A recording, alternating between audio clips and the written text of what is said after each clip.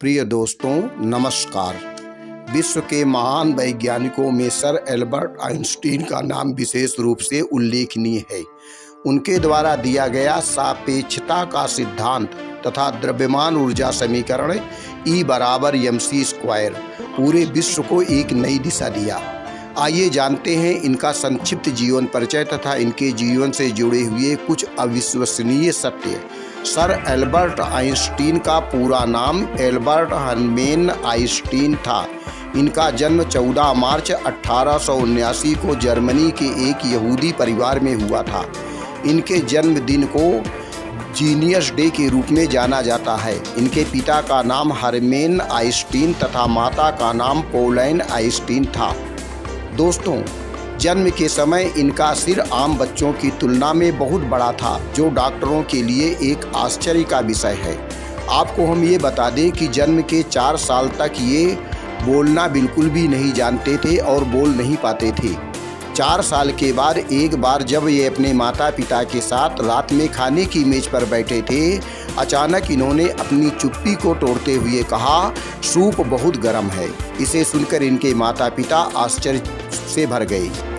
दोस्तों, ये कॉलेज के दिनों में गणित तथा विज्ञान को छोड़कर शेष विषयों में फेल हो जाया करते थे। इनका व्यवहार भी आम बच्चों से कुछ विचित्र था। ये अपने मन में अपने आप में ही कुछ बड़बड़ाते रहते थे। इनके इस विचित्र व्यवहार के कारण कॉलेज के अध्यापक इन्हें इडियट, फूल या लेजी डॉग कह देते थे। दोस्तों, एल्बर्ट आइंस्टीन के शिक्षा के संबंध में एक दिलचस्प कहानी है, जिसे आप लोग शायद ही जानते होंगे। एक बार उन्होंने अपनी माँ को स्कूल का एक पत्र देते हुए कहा कि माँ, एक अध्यापक ने आपको यह पत्र देने को कहा है। उनकी माँ ने जैसे ही पत्र को लिया और पढ़ना शुरू किया, पढ़ने के बाद वह मन ही मन मुस्कुराने लगी।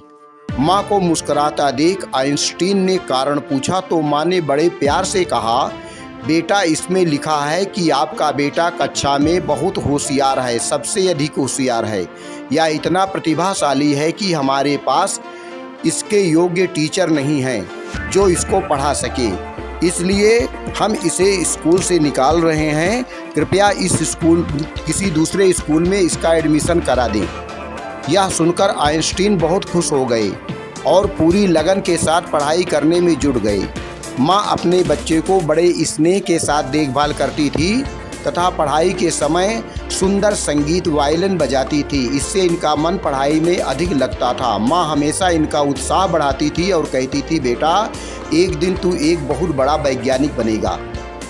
दोस्तों, जब तक ये एक महान और विश्वविख्यात वैज्ञानिक बनते, तब तक इनकी माता का निधन हो चुका था।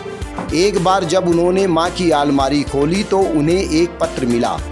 दोस्तों, यह वही पत्र था जिसे कभी टीचर ने उस छोटे से बच्चे को दिया था, जिसे उसने कहा था कि माँ को दे देना।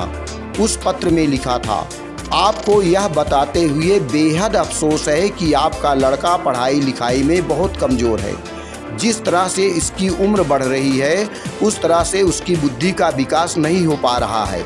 इसलिए हम इसे स्कूल से निकाल रहे हैं। कृपया इसका एडमिशन किसी दूसरे स्कूल में करा दें अथवा घर पर ही इसे पढ़ाएं। दोस्तों, एक बार एल्बर्ट आइंस्टीन भाषण देने जा रहे थे। किसी विज्ञान सम्मेलन में उनका भाषण था। ड्राइवर ने मजाक ही में ही कहा कि सर, मैं यह आपका भाषण इतने बार सुन चुका हूँ कि लोगों के सामने मैं ही ऐसा भाषण दे सकता हूँ। आइंस्टीन ने कहा, ठीक है, आज तुम ही भाषण देना। यह कहकर उन्होंने ड्राइवर की पोशाक पहनी और अपना होलिया ड्राइवर जैसा बना लिया और अपना पोशाक तथा होलिया ड्राइवर को दे दिया। जब भाषण शुरू हुआ तो ड्राइवर ने भाषण बिल्कुल आइंस्टीन जैसा देना शुरू किया। ड्राइवर ने इतने आत्मविश्वास के साथ धुआंधार भाषण दिया कि सब लोग ड्राइवर को आइंस्टीन समझकर तालियां बजाने लगे। भाषण जब समाप्त हुआ तो कई लोग आइंस्टीन बने ड्राइवर से प्रश्न पूछने लगे और ड्राइवर भी बड़ी सूझबूझ और कुशलता के साथ उत्तर देता रहा। अंत में एक जटिल प्रश्न को सुनकर ड्राइवर भी चकरा गया, परंतु उसने बहुत सूझबूझ के साथ स्थिति को संभाला और कहा, अरे यह भी कोई प्रश्न है? यह प्रश्न तो इतना सरल है कि इसका उत्तर तो मेरा ड्राइवर ही दे सकता है। फिर उन्होंने आइंस्टीन बने आइंस्टीन को बुलाया और आइंस्टीन जो ड्राइवर के रूप में बने थे उसका सही उत्तर दे दिया। सब लोग चकित रह गए, तालियां बजाने लगे और कहा, वाह, जिस वैज्ञानिक का ड्राइवर इतना होशियार है वह वैज्ञानिक कितना प्रतिभाशाली होगा।